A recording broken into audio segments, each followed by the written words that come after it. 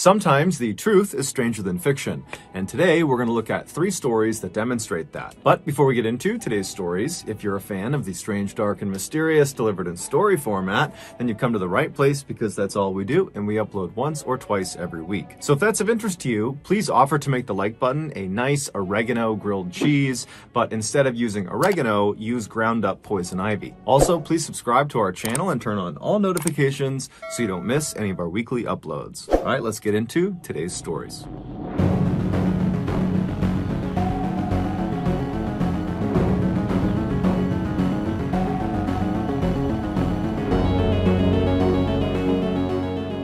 In the late 1800s, a deadly phenomenon was occurring in America. Fire departments were beginning to use these large safety nets that resembled these huge circular stretches of canvas to try to save people that were stuck in burning buildings. During a multi-story fire, these firefighters would show up and they would get out this big net and they would all take up positions around it, holding on to the edges, and then they would move it directly underneath one of the windows of the burning building, and then they would call out to the people inside to jump out of the window onto the net. And then when they jumped, the firefighters would make sure to maneuver the net to try to catch the person right in the middle, breaking their fall and saving their lives. However, the deadly phenomenon was that these people who were stuck in these buildings were more afraid to make the jump onto the net than they were of the fire. And so despite the firefighters' constant urges to please just jump, they would stay put and they would die in the fire. And so fire departments all over America were desperately trying to find ways to educate the American public about the relative safety of these nets, that certainly making this jump is a better bet than staying in an actively burning building. But despite their efforts, Americans were still staying put in these buildings and dying unnecessarily. In 1883, which was around the time of this deadly phenomenon, a diving instructor working out of Washington, D.C. named Robert Odlum heard about this issue, and he thought to himself, if Americans just maybe saw someone make the jump successfully, they wouldn't be afraid anymore. And since Robert was a diving instructor and so was very comfortable jumping from heights, he thought, well, who better to make these demonstrations than me? And so, in collaboration with several Washington, D.C. fire departments, Robert began hosting these demonstrations where he would leap out of multi-story buildings onto the safety net. And very quickly, these demonstrations began attracting very big crowds, but not because they wanted the education of the event. They just wanted to see someone jump out of a building onto a net. It was like a circus act. And Robert, who was not expecting this to happen, found himself really enjoying the attention he was garnering. And so pretty quickly, he stopped doing demonstrations to show off fire net safety and instead began jumping off of huge bridges into bodies of water just because people thought it was awesome. He was becoming this celebrity in Washington, D.C. And soon, Robert began taking his show all over the country, basically touring to all these bridges all over America, and he would put out these flyers all over the city, encouraging people to show up to the bridge on the day of his jump, and then when he would get to the bridge, there'd be hundreds and hundreds of people cheering him on. But Robert's very unlikely and rapid rise to fame and fortune quickly spawned copycats. And in 1885, so 2 years after Robert had begun this jumping venture, his popularity was beginning to wane because he was no longer as unique. Before, it was really just him doing these jumps, and now he was kind of a commodity. And so feeling desperate to become relevant again, Robert thought to himself, I gotta do something that sets me apart from all the other bridge jumpers. I gotta do something that nobody else has done. That way I can once again become the bridge jumper. And it just so happened there was a bridge that had recently been constructed in New York called the Brooklyn Bridge that was massive. It spanned 1,600 feet from Brooklyn across the East River to New York City, and at its highest point, it was a whopping 130 feet off of the water. And so if Robert made that jump, he would actually set the record for the highest bridge jump ever. But By this point, bridge jumping had become popular enough that police had caught on to it and they had made it illegal, mostly to protect the bridge jumpers from themselves. And so anytime police saw advertisements for an upcoming bridge jump, they would show up to the location on the day of the jump in force and they would stop the jumper from jumping. And so Robert knew this, but he still needed to get the word out about this big Brooklyn Bridge jump. And so he created a very clever word of mouth campaign amongst people in New York, and he also began handing out these flyers that were fairly cryptic, but still told people where to go and at what time for this big spectacle they were going to see. And on May 19th of that year, the day of the jump, Robert's underground advertising campaign had worked beautifully. By early that morning, the Brooklyn Bridge was covered with hundreds and hundreds of people, also down on the banks as well. There's all these people who are all waiting to see Robert make this record-setting jump. Robert had become a bit of a showman since he began doing these bridge jumps, and he had developed a sort of trademark entrance. He would arrive in a black horse and carriage, and then once it stopped on the bridge, he would leap out, and he'd be wearing this long coat, and he would take it off, revealing his swimsuit, and the crowd would cheer, and then he would wave to the crowd, and then he would just run to the edge and leap off the bridge. And so on May 19th, all these people who are waiting for Robert, they're looking for this black horse and carriage, and around noontime, someone spotted it. It was coming onto the bridge from the Brooklyn side, and then once it stopped on the bridge, the door flung open, and Robert leapt out in his big coat. He ripped his coat off, revealing his swimsuit. The crowd was going wild. Everyone was so pumped about this. He's waving and getting ready, and he starts running to the railing to make this jump, and before he jumps, the police swarm him and arrest him.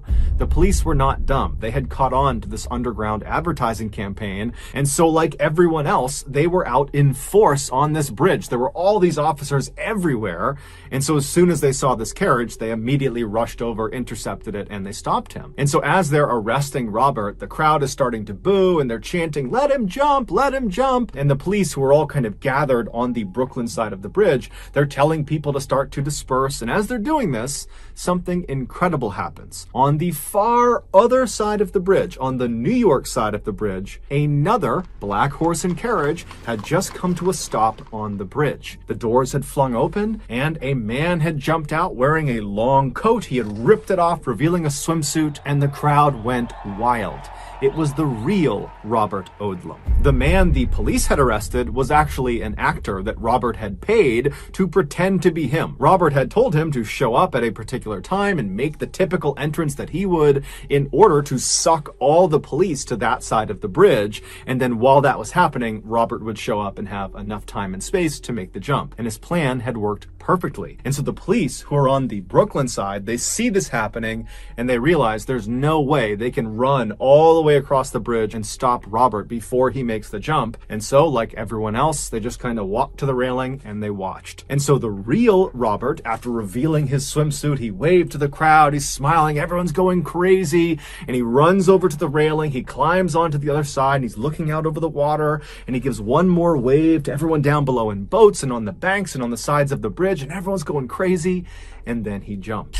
Onlookers would later say that at first his jump was perfect. As soon as he leapt off the bridge, like he always did, he put his right arm straight over his head and he tucked his left arm by his side. This allowed him to stay in an upright vertical position as he fell. But just a second into his fall, a strong gust of wind blew Robert off his axis, and suddenly he was falling on his side. Now, it's important to understand, bridge jumpers, when they jump from really high heights, they need to land feet first in a vertical position. This allows their feet to, quote, break the surface tension of the water before the rest of their body comes crashing down. And if they do it that way, the water functions much like the firefighter's safety net. It will break the jumper's fall and save their life. But if the jumper lands at basically any other angle, the water tension will not break fast enough before the rest of their body hits the surface of the water. And so the water, instead of functioning like a net that will save them, will actually function like concrete. So after this gust of wind had blown Robert onto his side,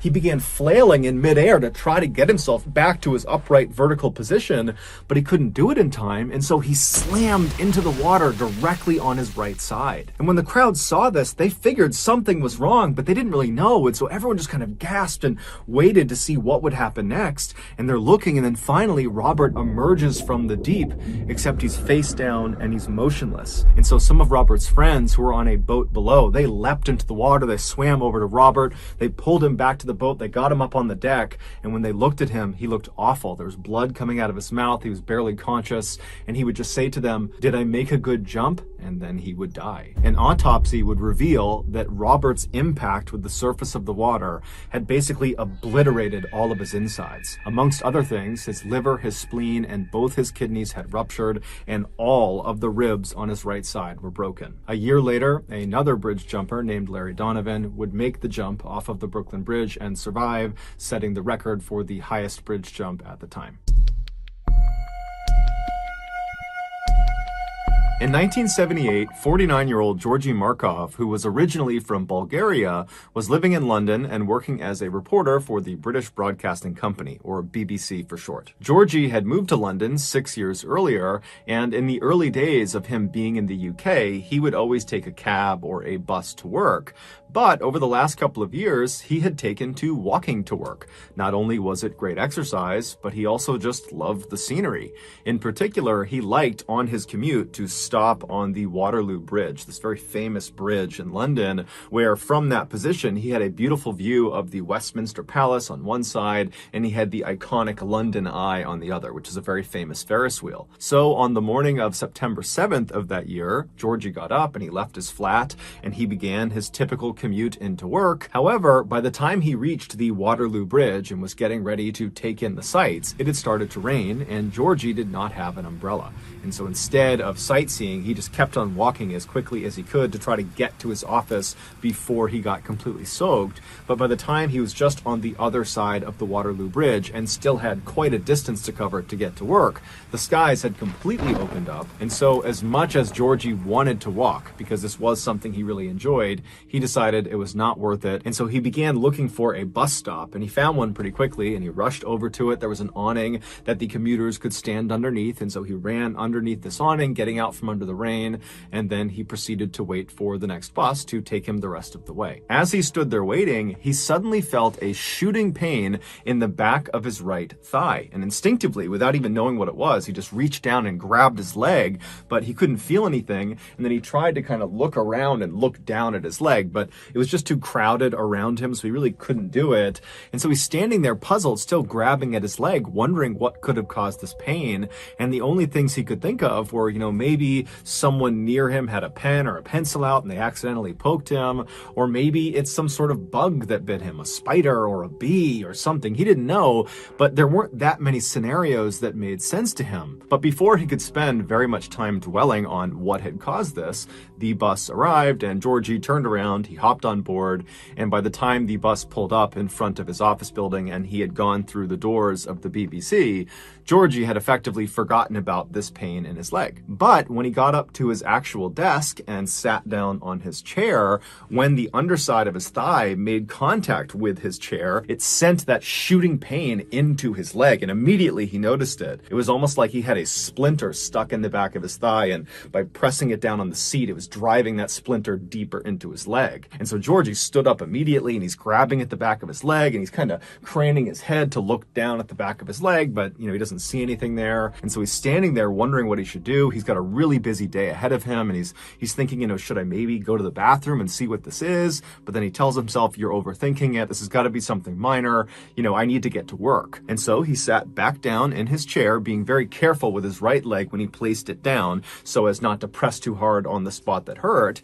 And then he just got to work. And over the course of several hours, even though he knew there was kind of a dull, aching pain in the back of his leg, he mostly forgot about it. He was just doing his job. But by the second half of the day, day in the early afternoon, the pain in his leg had become so excruciating that Georgie was literally gritting his teeth and sweating profusely in order to try to ignore the pain. But at some point, it just became too much. He couldn't focus on work, and so he stood up, he left his desk, and he walked down the hall, and he went into the single-stall bathroom. And once he went inside and he shut the door behind him, he pulled his pants down and turned around and looked in the mirror to use the reflection to look at the back of his leg. And right away, there was a little bit of a relief there, because what he saw was a little bit of redness, a little bit of swelling, but nothing significant. It looked very much like someone must have hit him with a pencil by accident, or maybe it was a bee sting or a spider bite or something, but whatever it was definitely minor, at least in Georgie's mind. And so he pulls his pants back up, he tucks his shirt back in, he leaves the bathroom and goes back to his desk.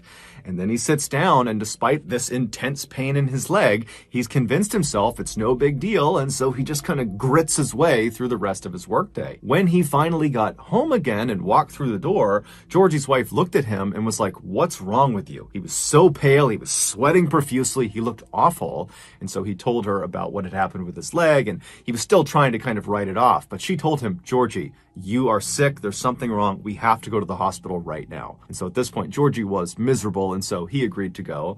And so the pair, they made their way over to the emergency room at the hospital. They go inside, and a doctor pulled Georgie into an exam room and said, "Okay, tell me what's going on. Why are you here?" And Georgie would explain how in his morning commute, he had stopped at this bus stop and then felt this shooting pain. And then he told the doctor, "I'm pretty convinced this is someone who might have accidentally jabbed me with a pen or a pencil, or it's a bug bite, a spider bite. I don't know what it is, but I'm convinced it's something minor." And so the doctor, he hears this, and he asks Georgie to stand up, pull his pants down so the doctor can get a look at the site. And so Georgie does. He gets up, he drops his pants, and then as the doctor bends down and begins looking at the back of his thigh, Georgie kind of turns around and looks down, and he's shocked at what he sees.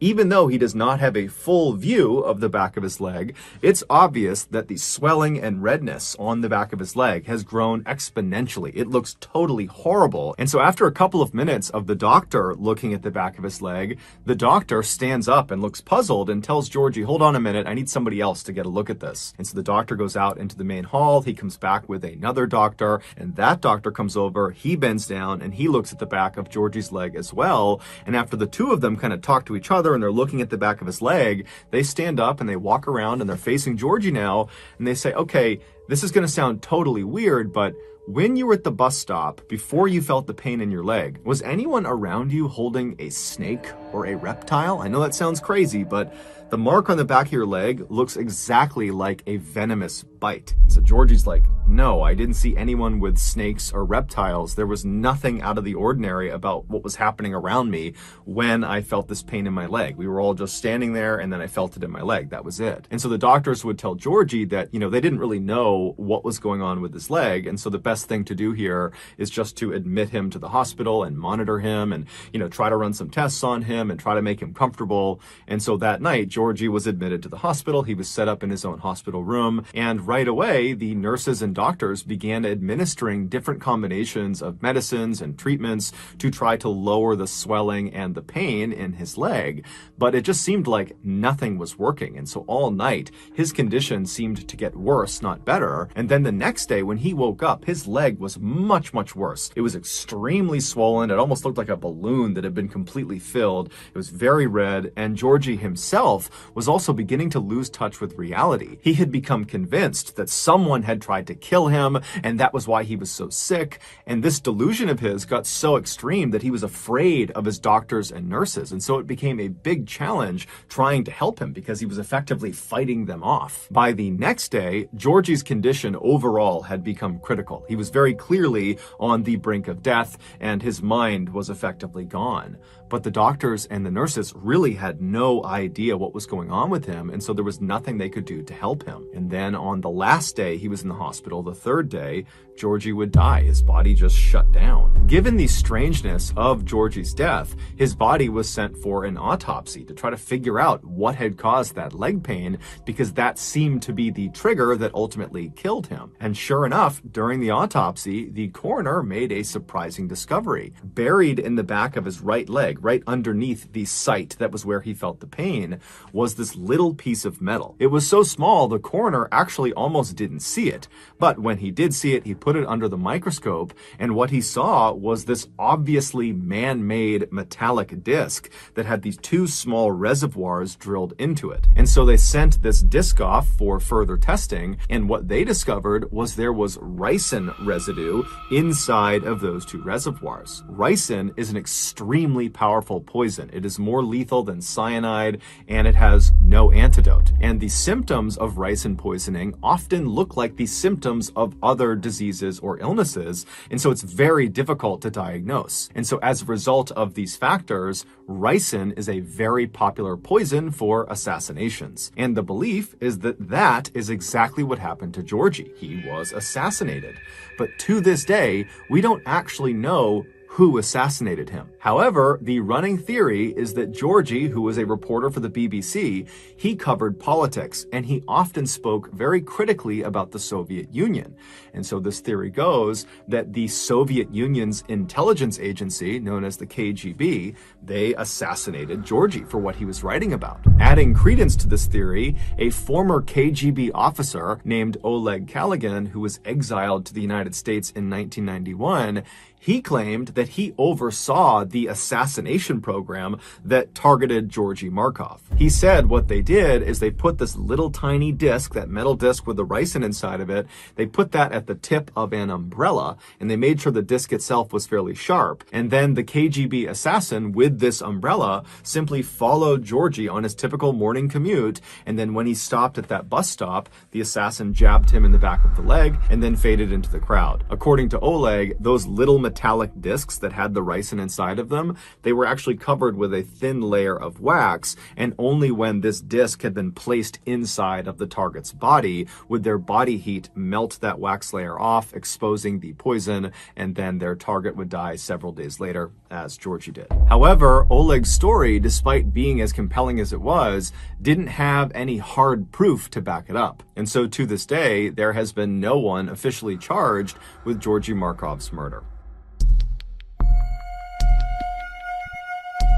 In 2006, 73-year-old Sherman Sizemore was the definition of a man's man. He had spent the bulk of his adult life doing one of the most dangerous jobs in the world, mining for coal in West Virginia. And while he was a coal miner, he apparently had lost track of the amount of times he had nearly been killed from mine shaft collapse and gas leaks. Later on in life, after his kids had all grown up, he had retired from coal mining and become an ordained Baptist minister, and despite his harrowing backstory and burly, intimidating appearance, he was known to be incredibly gentle and very calming to his parishioners. He was also known to be an incredibly devoted grandfather, to the point where if there was a chance to spend time with his grandkids, he would basically throw all of his responsibilities out the window to do that. But in January of that year, something changed in Sherman. He went from being this pillar in the community to being a deranged, paranoid lunatic. It all started on the afternoon of January 19th. Sherman and his wife Ruby were sitting in their home alone on the couch,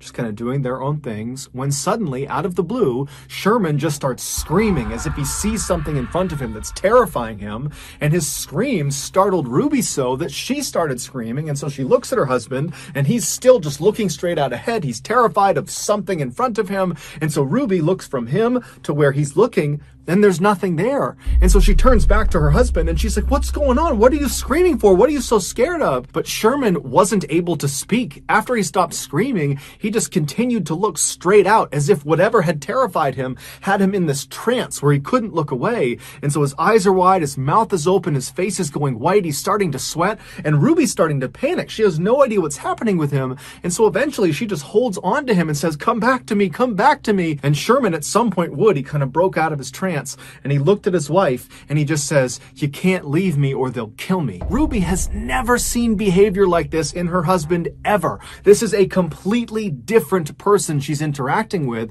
and so she has no idea what to do. And so instead, she just kind of holds on to Sherman and prays that he doesn't start acting like that again. But that didn't happen. All day long, periodically, he would just start screaming about something that Ruby couldn't see. Now, Ruby did consider calling 911 and getting medics out there, but his behavior was so unusual, and he was normally such a rock who was so competent, who was so healthy, that she didn't want to. She felt like he would just kind of get through this, that if they can just get through today and get into tomorrow, that he would be better. And so she just all day was comforting him and just dealing with these episodes. And then finally they got into bed that night, and Ruby's thinking, thank goodness, we're going to wake up tomorrow and things will be better. But when she woke up the next morning, it was very obvious Sherman had not slept at all. He was looking straight up at the ceiling. He looked worse than the day before. It was obvious that he was not back to normal. And so Ruby called the rest of the family and had them come over to figure out what they were going to do. But when Sherman found out his family was coming to his house,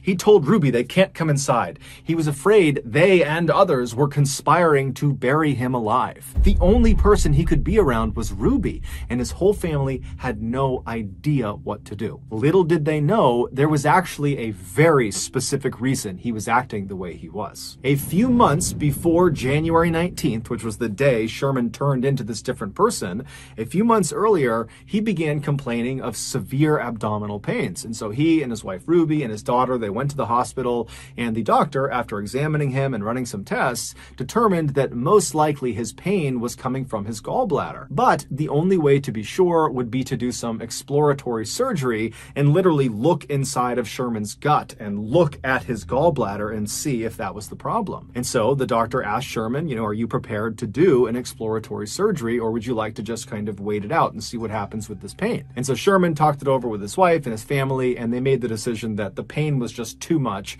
and so they would go forward with the surgery. And so on the morning of January 19th, so again, this is the day that Sherman basically loses his mind, he goes into the hospital completely normal. He goes in with his wife, he goes in with his daughter, and he makes his way over to the surgery wing of the hospital. He says bye to his family, and he's put on a stretcher bed, and he's wheeled in and prepped for surgery, and then brought into the operating room. And while he was in the operating room, laying on his stretcher bed, flat on his back, looking straight up at all these bright lights above him, he just struck up some chit-chat with the nurses and doctors who were in the room prepping the room for surgery, and they were also putting the IV into his arm. Then at some point, one of the nurses lowered the oxygen mask onto Sherman's face so the anesthesiologist could administer the 2-drug cocktail that would knock him out for the surgery. Sherman was scheduled to get something known as general anesthesia for this operation, where basically he would be completely out, he wouldn't feel anything, they'd do the surgery, and then he would wake up in recovery. And so once this mask was on Sherman's face, the anesthesiologist began pumping him full of the drugs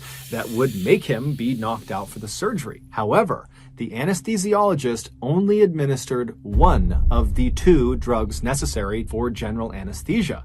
He administered the paralyzing drug, but he did not administer the actual anesthetic that would knock him out, and most importantly, would get rid of all of his pain. And so as this mask is on his face and Sherman believes he's being given the proper dosage of drugs, the nurse who was nearby told Sherman to go ahead and start counting backwards in his head from 10, knowing full well that Sherman would pass out before he reached 0. And Sherman knew this too. He had been in surgery before, and so he happily began counting in his head. 10, 9, 8, he started to feel something. 7, 6, 5, 4, 3, 2, 1. Boom, he was out.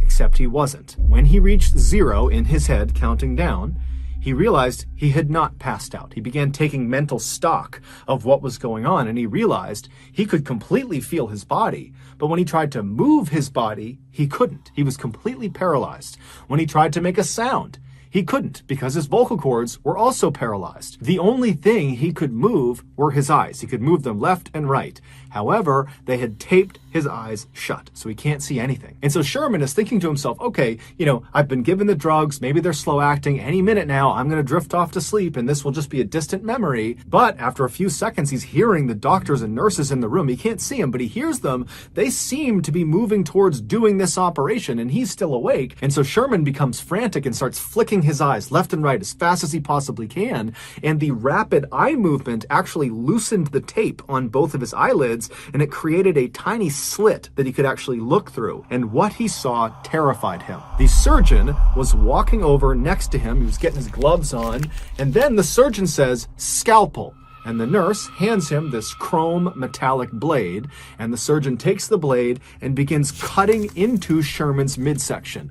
Sherman felt everything, but Sherman couldn't do anything about it. All he could do was rapidly flick his eyes left and right in hopes one of them would see that he was awake, that he was feeling this. But no one was paying attention to his face, so they didn't see his eyes moving around. And so the surgeon continued to cut into his midsection until he had cut out a fairly significantly sized hole, at which point the surgeon hands the scalpel to the nurse and says, "Clamps," at which point the nurse hands him what looks like a torture device, and the surgeon proceeds to use these clamps to pin segments of Sherman's skin that has just been cut open to his body to basically keep the hole open. And then the surgeon began tugging on the outsides of this hole in Sherman's midsection, making sure it was big enough that he could actually get a good look into his body. And every little tug is sending lightning bolts of pain into Sherman's body. But again, all he can do is flick his eyes left and right, and no one's paying attention. "Scope," the surgeon called out for, and the nurse handed him a camera that he jammed into Sherman's gut. And then the surgeon said, "Suction," and the nurse got what looked like a vacuum and pressed it inside of this open wound and began sucking out fluids from his body. The pain Sherman was experiencing is unimaginable. Every second felt like an eternity. "Forceps," the surgeon called, and the nurse handed him these metal prongs that he put inside of this hole in Sherman's body, and he used them to dislodge his gallbladder so he could get a better look at it. By this point, Sherman wanted to die. He was no longer flicking his eyes left and right. He was just looking straight out, hoping someone would finally see him. And someone did. One of the nurses standing next to the surgeon looked up at Sherman's face and saw Sherman looking back, terrified at the nurse, at which point the nurse yelled out, "Stop, he's awake, he's awake!" And the surgeon practically faints, and he looks over at the anesthesiologist and he calls him, "Get over here and fix this." And so the anesthesiologist comes running over from the side of the room. He gets up next to Sherman and begins pumping him full of painkillers. And as he's doing this, he has this moment of clarity. He remembers he didn't give him the anesthetic. And so as these new painkillers that have just been introduced begin to take their effect, Sherman's eyes go from being terrified to glazed over, and he does pass off to sleep. And so now he's out and he can't feel anything. But now the anesthesiologist and the medical team realize they have a very big problem. This patient just experienced 16 minutes of surgery and felt all of it. And at the end of it, when he wakes up, he's going to remember it, and he's probably going to file a lawsuit against the hospital. And so a decision was made. It's unclear if the anesthesiologist acted alone or if the entire team was in on this, but regardless, the anesthesiologist administered an additional drug after giving all these painkillers. This additional drug was called midazolam, but it's better known as the amnesia drug. And like its nickname implies, anyone who gets it will forget what has just happened to them. And so the idea was, by giving him this amnesia drug, he won't remember the trauma he had suffered through during the surgery, and so wouldn't file a lawsuit. And so after he was given this drug, the medical team, they went back to doing the surgery, they completed it, and they got him back out to recovery. And then when Sherman woke up in recovery, he did not remember what had happened to him inside of the operating room, at least not consciously. Those horrible 16 minutes had been implanted on Sherman's subconscious. Basically, his body recognized that he had experienced extreme trauma. However, the amnesia drug wiped away the memory of how he received that trauma. So there's this big disconnect in his memory. And so when Sherman came to in the recovery room, he immediately sensed something was horribly, horribly wrong. He was scared, he was anxious, he had this incredible sense of dread, but he had no memory to tie these feelings to. And so as Sherman is sitting in recovery, he must have tried to kind of hide the way he was feeling because he didn't even remotely understand it. He had been completely happy happy and normal going into the surgery, and now a couple of hours later, he's a complete mess. And so he leaves the hospital that day on January 19th. He goes back to his house and he sits on the couch with his wife, and as he's sitting there, suddenly these horrible feelings he's having, they become too much, and he basically has a panic attack, and he starts screaming out, and he's terrified of something, but he doesn't know what it is. And then over the next couple of days, he began having these flashbacks where he would access the actual 16 minutes of torture he went through, but when he would see someone cutting into him and opening his chest up and sucking things out of it, he didn't think, that happened to me and that's why I feel this way. Instead, he thought it was just this horrible nightmare that he couldn't escape from. And so his family did eventually start getting doctors and psychologists and all these people involved to figure out what was wrong with him. But before they could figure it out, the whole situation had just become too terrible for Sherman. And so on February 2nd, just 2 weeks after he came out of that surgery, he would take his own life. His family was unbelievably heartbroken. It didn't seem real that this had happened. And so they would continue to dig and figure out what went wrong. And they would finally get their hands on the medical report from the gallbladder exploratory surgery on January 19th. And after giving it to another doctor to look over, this doctor discovered that Sherman had in fact experienced 16 minutes of something known as anesthesia awareness, where you are awake or feel a portion of your surgery. And shockingly, this happens to 20,000 people a year. However, Sherman's case, forgetting the amnesia drug, just literally what he went through, 16 full minutes of this really intensive surgery that he felt, that is an absolute rarity. That does not happen very often. Sherman's family would go on to sue the hospital, and they would be awarded an undisclosed amount of money from the hospital in 2008. So that's going to do it, guys. If you got something out of today's episode and you haven't done this already, please offer to make the like button a nice oregano grilled cheese, but instead of using oregano, use crushed up poison ivy. Also, please subscribe to our channel and turn on all notifications so you don't miss any of our weekly 1 or 2 video uploads. We now have a podcast that puts out weekly brand new stories that are only available in podcast form. It is called the Mr. Ballin Podcast, Strange, Dark, and Mysterious Stories. You can find it on Apple, Amazon, Spotify, and everywhere else you get your podcasts. If you want to connect with me, I would encourage you to follow and then message me on any major social media platform. My username on all of them is Mr. Ballin, and I really do read the bulk of my messages. We also have a second YouTube channel just called Mr. Ballin Shorts, where we post random short videos and lost episodes. We have a Facebook page where we post condensed versions of the longer episodes you see on YouTube. We have a Snapchat channel just called Mr. Ballin, where you can find even more episodes on Sundays. If you have a story suggestion, please submit it to our subreddit just called Mr. Ballin.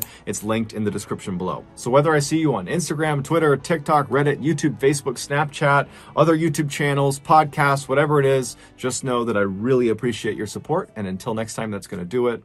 See ya. Today's final story deals with a destructive, horrible, vile act that virtually anyone can do. However, there are no laws against it. But before we get into today's stories, if you're a fan of the strange, dark, and mysterious delivered in story format, then you come to the right place, because that's all we do, and we upload once or twice every week. So if that's of interest to you, please ask the like button to be the back half of your 2-person horse costume for Halloween, and then when they accept, spend the night before drinking Miller Lite and eating falafel. Also, please subscribe to our channel and turn on all notifications so you don't miss any of our weekly uploads. All right, let's get into today's stories.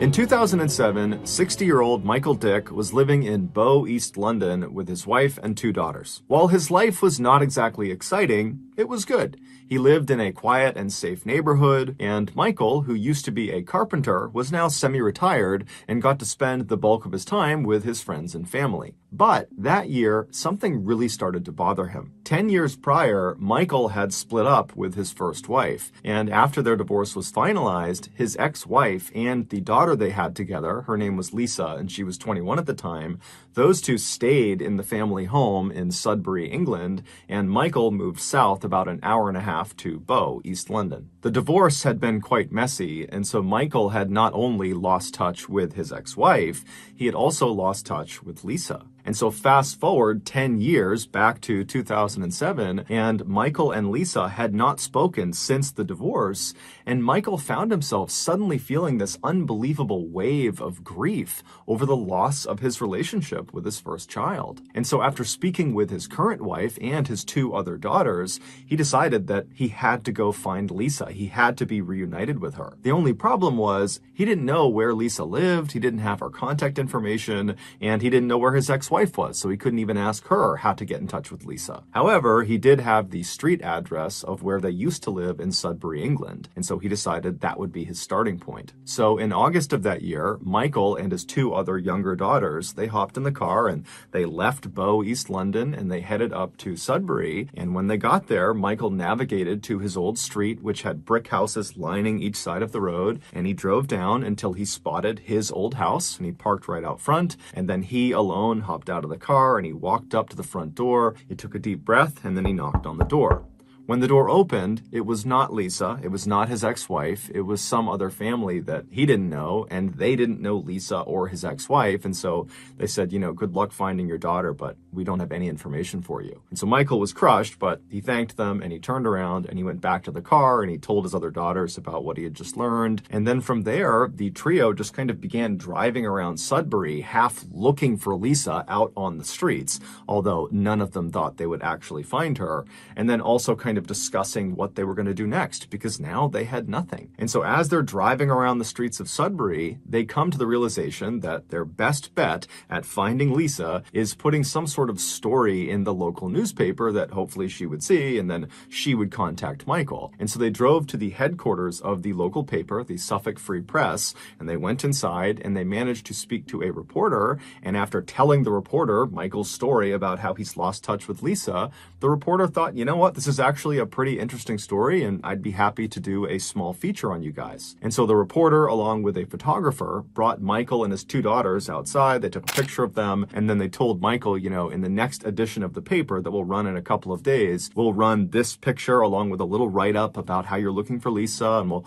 put your contact information in there, and hopefully she sees it and she reaches out to you, and you can be reunited and live happily ever after. And so Michael thanked the reporter and the photographer, and then he and his other two daughters hopped in the car and headed back to Bow, East London. In 2007, at the same time that Michael was beginning his search for Lisa, Lisa was actually beginning to think, you know what, I want to go find my dad. Lisa was now 31 years old. She had 3 kids of her own. She was married. She had moved out of Sudbury to a neighboring town.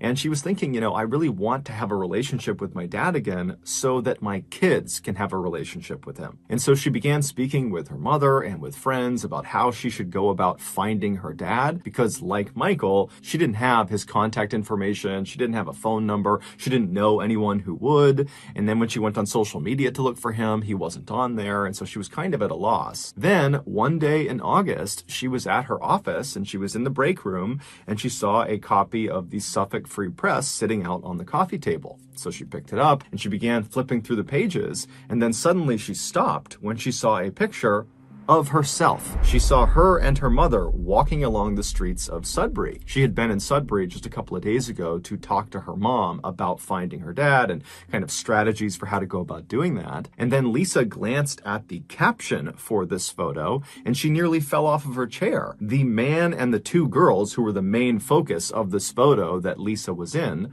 were her father and her 2 stepsisters. She just didn't recognize them. She just saw herself in the back of this photo. So purely by chance, after being apart for over a decade, on the only day that Lisa happened to be in Sudbury talking to her mom about finding her father, she was literally 100 feet behind her father and her stepsisters as they were looking for her and putting out this ad in the paper to hopefully find her. And this one photo that the photographer took captured all of them in the same frame. Lisa would, of course, read the article and get her father's contact information. She would reach out, and initially Michael actually thought it was a scam and didn't believe this was actually Lisa calling to say, I found myself in the picture of you in Sudbury. But eventually he was convinced and he drove right out to Sudbury and he got a chance to meet his grandkids for the first time. And today he and Lisa are still in touch. Before we get into our next story, I want to talk to you about today's sponsor, BetterHelp. One of the hardest things about struggling with your mental health is that oftentimes you don't actually know you're struggling with your mental health. Before I became Mr. Ballin on the internet, I struggled mightily with depression. However, had you asked me at the time how I felt, I would have just thought I had a bad temper, not realizing that my bad temper was a symptom of deeper issues. Luckily, I was able to go outside of my comfort zone and seek out a therapist, and with their help, I was able to change my outlook on life and become a happy person again. Because therapy has had such a positive impact on my life, I recently partnered with BetterHelp, which is a very highly reviewed online therapy platform that I currently use, and I think it's totally awesome. And so far, the people from our strange, dark, and mysterious community who have also given BetterHelp a shot, they've given us permission to share some of their feedback, and as you can see, it's very positive. BetterHelp is super easy to sign up for and use. You just fill out a questionnaire that assesses your specific needs, and then within 48 hours, you are matched up with your therapist. Then you schedule secure video and phone sessions, plus you can exchange unlimited messages, and anything you share is totally confidential. Also, you can change your therapist at any time for no additional cost. So if you are even considering trying out therapy, I highly recommend BetterHelp as your starting point. If you're interested, make sure you go to betterhelp.com/Mr. Ballin. That is betterhelp.com/Mr. Ballin to get 10% off your first month. Okay, let's get back to the stories. If I told you to picture the Amazon rainforest in your head, you would likely picture a dense tropical wilderness full of amazing and exotic animals. And you'd be right, that is a good representation of the Amazon rainforest. But what a lot of people don't know is that the Amazon rainforest is also home to a massive city. It's called Manaus, and it sits right in the middle of the Amazon rainforest, right along the Amazon River. And it happens to be one of the most violent places in the entire world. All it takes in Manaus is simply walking down the wrong street or crossing the wrong person, and you can get shot or stabbed in broad daylight, and there's virtually nothing anyone can do to stop it. In 1989, a 31-year-old former police officer named Wallace Souza decided to make a TV show about what it was actually like to live in his hometown of Manaus. And unlike other crime shows in Brazil that often censored out the most graphic content they covered, Wallace decided he wasn't going to do that. He wanted to expose the harsh reality of life in Manaus, and he felt like the only way to do that was to show everything. And so that year, he launched this show, which he called Canal Livre, which translates roughly to free channel. And true to form, there was no filter on what went on the air. And so this show was shocking. Viewers were given a front row seat to freshly murdered victims that are lying out in the road and slumped over chairs in restaurants and behind steering wheels. And the cameraman would zoom in on their fatal injuries, and they would zoom in on the faces of these people that have just died. Every gratuitous detail, every blood spatter, every grieving family member of the victim who's crying out in pain, all of it was shown on this TV show. And then in between these very dark and violent segments about gang killings and drug deals gone wrong, Canal Livre also had a much lighter side. They would bring on local artists to talk about what they're working on, to maybe try to sell some of their goods. The show would also focus on down on their luck families that needed help raising some money, and so the show was designed to get people to donate. And then also, for really no reason at all, there was a segment on the show where this puppet character would get into a fight with a man selling bread. It was a totally bizarre and shocking spectacle, and the people of Manaus loved it. And then eventually the people of Brazil loved it. I mean, this was an extremely popular show. Because Wallace was often on camera on Canal Livre, he became very famous and very recognizable. And so when he would walk around Manaus, people would see him and literally just start clapping and cheering for him. And as he and his show became more and more popular across South America, Wallace decided he didn't just want to report on crime, he wanted to fight crime. So, on air, Wallace began berating the government for not being able to protect its citizens, and he berated the police for not being able to catch the criminals. And then off the air, Wallace campaigned for and was elected to political office in Manaus, where he continued to push hard to reduce crime in the city. And so it wasn't long before Wallace went from just being a relatively well-known TV host to being one of the most beloved and influential and trustworthy people in all of Brazil. However, over the years, there was one strange thing about his show, Canal Livre, that people just couldn't wrap their heads around. This oddity was most obvious in a now famous episode of Canal Livre that aired sometime in the mid-2000s. This episode opens with a Canal Livre reporter making their way through a jungle, and there's a cameraman filming them from behind. And this reporter, they're very carefully walking through, kind of pushing branches out of the way and high-stepping over all the underbrush. And then at some point, up ahead, you see there is a clearing, and there is a third person standing in this clearing, and they're clearly looking straight down at something on the ground that we can't see. But this third person is very occupied with whatever is on the ground. And so eventually, this reporter makes their way through the jungle into this clearing, and then as soon as the cameraman gets into the clearing as well, he looks down at what is on the ground. And what you see is what appears to be a log that has previously been lit on fire because it's still smoking and it's black and it's charred. But as the cameraman zooms in, you see there are hands on this log. So you realize it's not a log, it's a human being who's obviously deceased. And based on how badly charred they are and how much they're still smoking, you realize very quickly that this person must have been on fire very recently as probably just a couple of minutes ago. Like right before the camera got here, this person was on fire. And so as you're kind of seeing this shocking image, the reporter suddenly talks about this person like he knows all the details of them already. He says, this person, it's a man, and they were not shot to death. They were doused with gasoline and burned alive. But at this point, the police had not come out. They had not seen this dead person yet.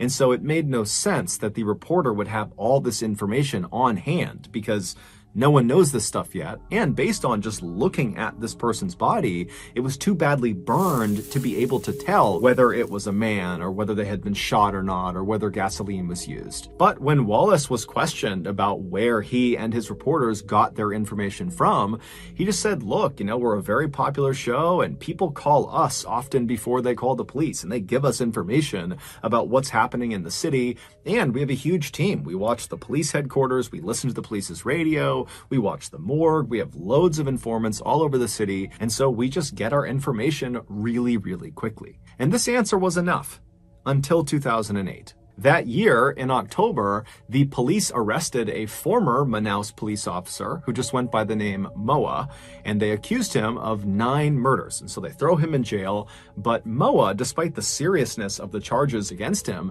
seems totally unfazed. It was obvious he had some sort of powerful connection outside of prison, some person or some entity that he fully expected was going to, at any moment, swoop in and magically get him out of prison. But that didn't happen. Moa just continued to sit in jail, and at some point that began to sink in that he was kind of on his own, and so he began to talk.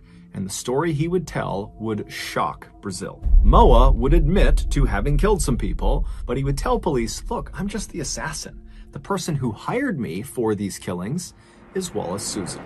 It would turn out Wallace Souza started his show, Canal Livre, with the best of intentions. But when his show became massively popular, and it in turn made him, Wallace, also massively popular and powerful, he became corrupt. And at some point, after his meteoric rise, he formed this very powerful drug cartel, and then in an effort to bolster his illegal dealings and to boost his show's ratings, he decided to start contracting hitmen like Moa to start taking out rival gang members in Manaus. And he would tell the hitman how he wanted them killed and where he wanted them killed and at what time. And then after the hitman agreed to do this, he, Wallace, would go tell his camera crews exactly where to go and at what time so that they would be arriving at the murder scene literally right as it was happening or right afterwards, allowing them the opportunity to get all the gory footage before anybody else. It would take the police a year to finally compile enough evidence to charge Wallace with murder, but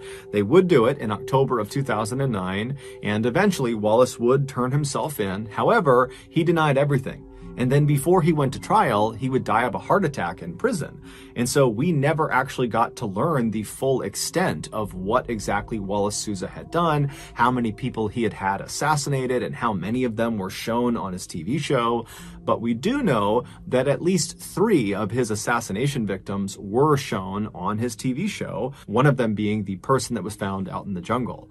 They really were a man. They really had not been shot. They had been burned alive with gasoline at Wallace's discretion. But in the end, the person who paid the highest price for the Canal Livre killings was Moa, the hitman who blew the whistle on what was going on with the show. On New Year's Day in 2017, a crime syndicate overran the prison where Moa was being held. Now, they had lots of targets of people they were going there to kill, and one of them was Moa. They were furious with him that he spoke to police and gave up information about the drug trade in Brazil. And so eventually, this angry mob of gangsters made their way over to Moa's cell, and when they found him, he was pressed up against the back of his cell wall, basically as far away from the bars as he possibly could be, and he began pleading for his life, and this horde was not having it. They were only there to kill him. And so they all have machetes and knives, and they're looking at him through the bars, and they say, you know, we're going to come in there, we're going to cut you to pieces.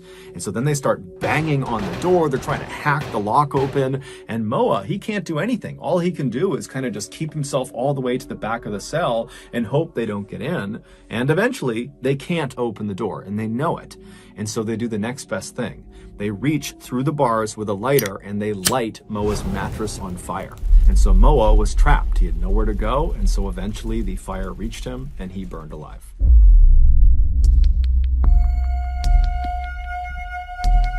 In 2010, 18-year-old Renee Marsden was living in Sydney, Australia with her parents and her 3 siblings. Renee was a very outgoing person who had a big circle of friends, and she was also very close with her family, especially her mom, Teresa. Teresa had given birth to Renee when she was only 19 years old, and so now that Renee was a young woman, because of their closeness in ages, the two had become very close friends instead of mother and daughter.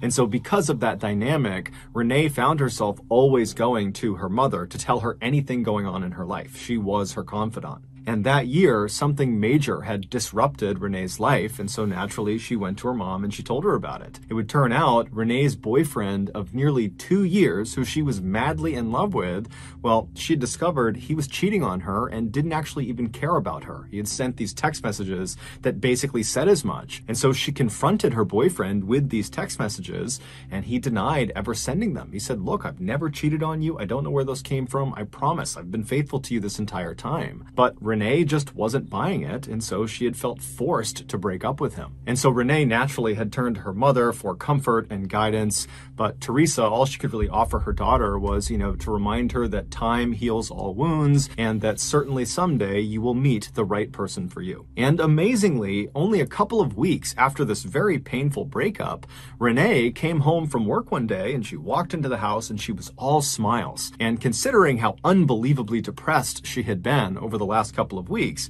I mean, this really stood out. And so when her mom saw her smiling and radiating happiness, she rushed over to her and said, what's gotten into you? Why are you in such a good mood? And Renee would tell her that, actually, I've met another guy. And so Teresa said, who? Who did you meet? Who is this person? And she would tell her mom that his name is Braden Spiteri. He was 23 years old, and he was a graduate of the King's School, which is a really prestigious boys' school in Sydney.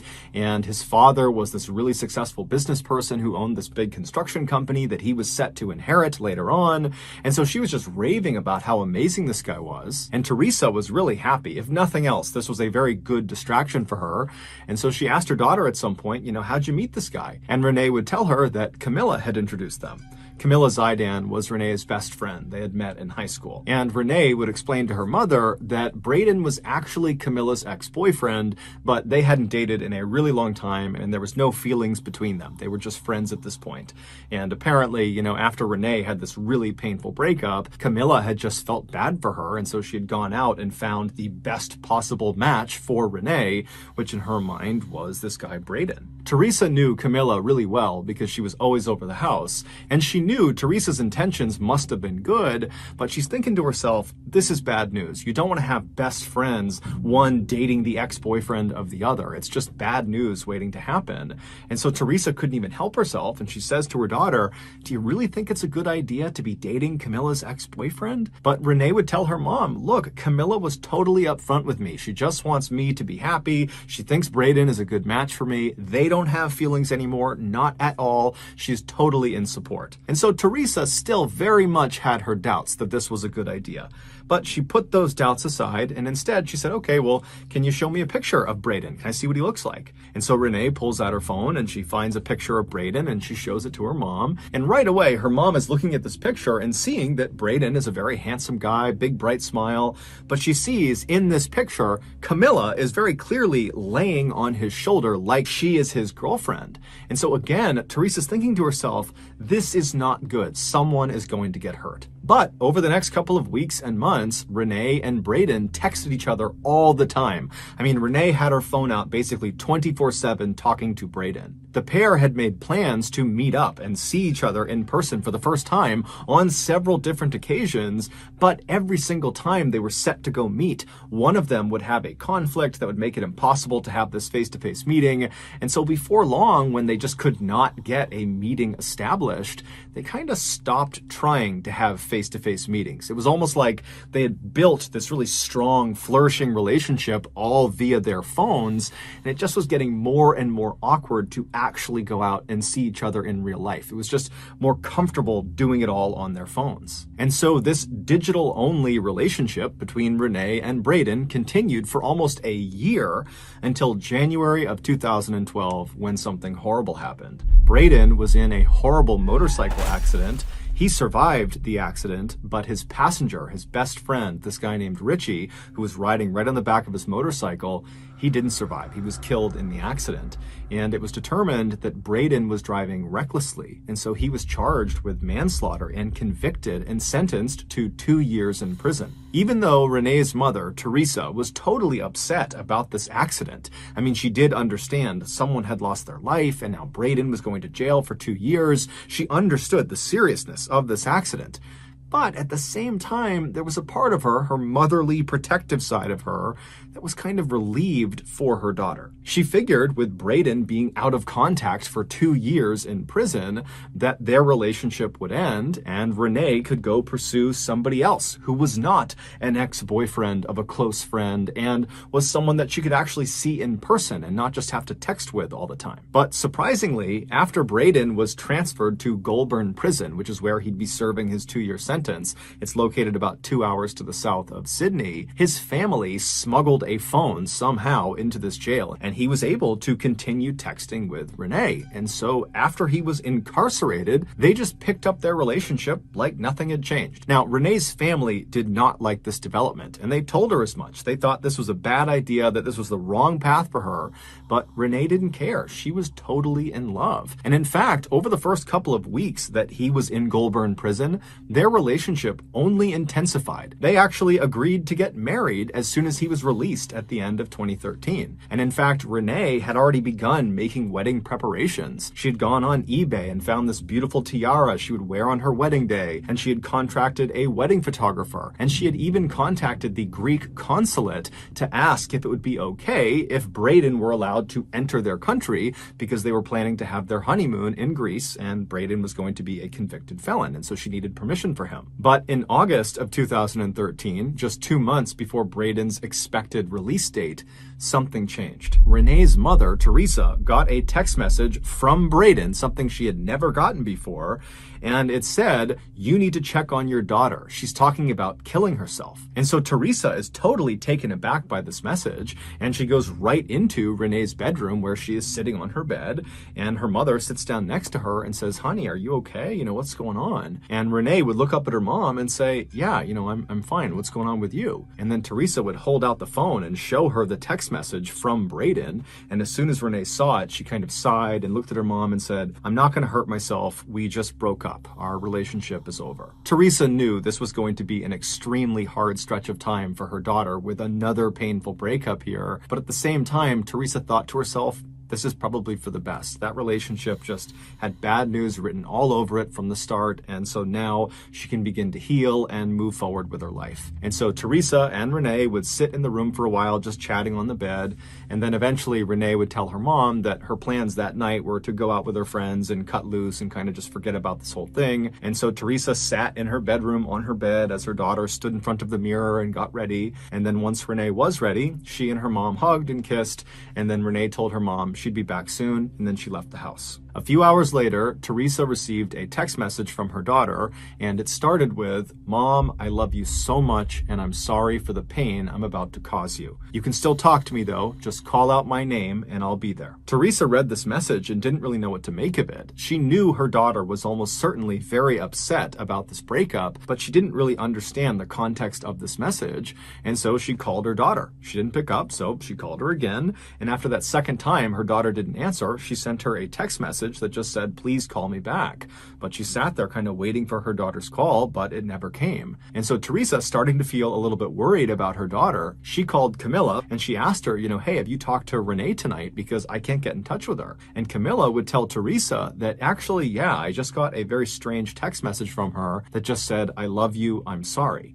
And so at this point, the two women understood that there could be something very wrong with Renee. And so they met up and drove all around Sydney, going to all the places that Renee was known to go to. But after several hours of looking and not hearing back from Renee, they really didn't know what to do. And so the two women drove back to Teresa's house, so Renee's house, and they went inside and they sat down. And at that point, Teresa's husband and the rest of Renee's siblings, they were all there, and everyone's just kind of sitting around wondering what to do next, when around 9:30 at night, they heard a knock on the door.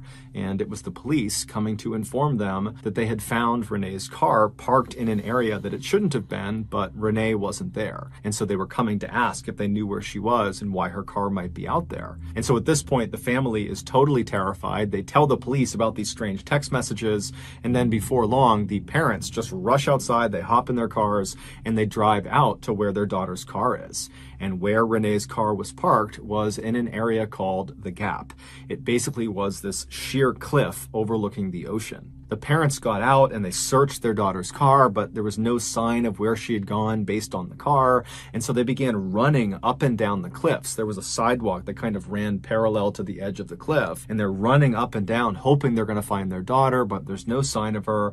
And then at some point, Teresa climbed up to one of the highest points of the cliff. And when she got up there, she found her daughter's black flat shoes. And they were placed neatly together on the ground right in front of the fence that was there to prevent people from getting too close to the edge of the cliff. But despite an extensive search that night, they couldn't find any sign of Renee. She was nowhere to be found. However, the police would discover the following day that there was actually a camera that was looking at that section of the cliffs. And so they reviewed this footage and they found Renee. They saw what happened to her. And in this camera footage, you see Renee walking up the trail in the middle of the night, and she stops and she takes off her shoes and she puts them down, and then she hops over that fence. Now, the fence was not right up against the very edge of the cliff. It was set back maybe 3 or 4 feet. And so she hops over the fence, and then she steps very carefully to the edge of the cliff, and she kind of peeks over the edge and then looks visibly terrified, and she moves backwards a few steps until her back is pressed up against the fence. And then she pulls out her phone and she sends 3 text messages. One was to her mother, which is the text about how she loved her and she was sorry for the pain she was going to cause her. And then the other 2 text messages were to Camilla and also to Braden. However, to this day, we don't actually know what either of those text messages said. And then after sending these 3 text messages, Renee takes her phone and she throws it off the cliff into the water. And then she sat down and began kind of shimmying herself forward towards the edge. Now, the camera did not actually pick her up falling off the cliff, but it's assumed when she went out of frame that she had fallen off the cliff to her death. Her body would never be recovered. Renee's death was ruled a suicide. However, her family, in addition to being totally devastated by this horrible loss, they felt totally confused. They had no idea why this had happened, but they were certain it had to have something to do with this recent breakup with Braden Spiteri. And so they tried to get in touch with Braden, but he wasn't getting back in touch with them. And so the family contacted the police and said, "Can you reach out to the prison where he is and set up a meeting?" And so the police obliged them and they called Goulburn Prison. And when they spoke to the prison, they said, "Who? Braden who? Yeah, we don't have a Braden Spiteri here. We never have." And the reason was, Braden Spiteri wasn't real. Renee's friend, Camilla, had made him up. He was a fictitious person. That picture of Braden Spiteri where Camilla is laying on his shoulder, that was just some random person she had met in a club. Camilla had always been very possessive of Renee ever since they had met in high school, and at some point, she had just decided that she wanted even more control over Renee. And so the first thing she did is she convinced Renee that her earlier boyfriend, the one she'd been dating for 2 years before Braden, she convinced Renee that he had been cheating on her the whole time, he was unfaithful, that he didn't love her, and then she had created those text messages and given them to Renee and convinced Renee that that was something he had said, and before long, Renee totally believed it. She approached her boyfriend, he denied it, but Camilla the whole time is telling Renee, he's lying to you, he's been doing this whole time, I know he's a bad guy, and so Renee had listened to her best friend and she had severed that relationship. And then almost immediately after that, Camilla swoops in to the rescue and connects Renee with this Braden guy, Camilla's supposed ex-boyfriend, who really was just Camilla on the other side of the phone. And for nearly 2 years, Camilla kept this charade up, and Renee completely believed this was a real person, that Braden was her boyfriend. She loved him. And eventually, in June of 2013, so 2 months before Renee died, she confided in Braden, aka Camilla, that her friend Camilla was toxic and mean and controlling, and she didn't want to be her friend anymore. And so Camilla, she's reading this and she's furious. And so she decides the only way to get revenge on Renee and regain control of her is to have Braden break up with her. And so 2 months later, on August 5th, 2013, so on the day that Renee died, she was out to lunch at around 1 p.m. with a coworker when she gets a text message from Braden that just kind of comes out of the blue, and it says, "I need a break from you." Now, this is around the time that they're planning their wedding. And so Renee is totally heartbroken and she's trying to get in touch with him and call him. He's not picking up. And then fast forward to about 2:45 p.m. that afternoon, we know Renee called Goulburn Prison. It was the first time she had done that.